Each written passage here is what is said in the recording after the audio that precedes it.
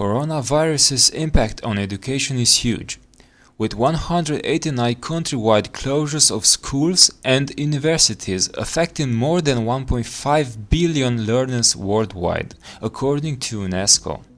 With the pandemic far from being over and the exams periods approaching, even the most prestigious universities across Europe are still struggling to find solutions. Jim is worried that he might not be able to take the International Baccalaureate exam. Joanna is wondering if she will graduate this summer, and John is asking himself how could the exam process still be fair online. E-learning is the solution for the educational process to continue, for both students and professors. However, when it comes to exams, according to studies, the percentage of students that have cheated is close to 75%. So, what is our solution? ExamHack.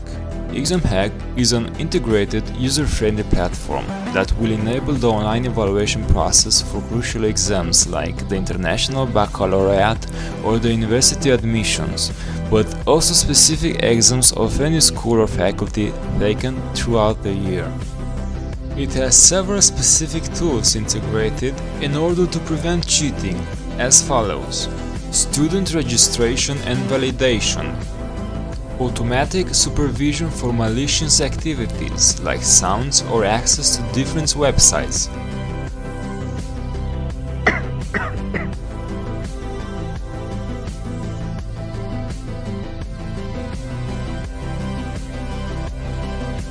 and an original peer validation process done by both fellow students and professors in order for the process to be as accurate as possible.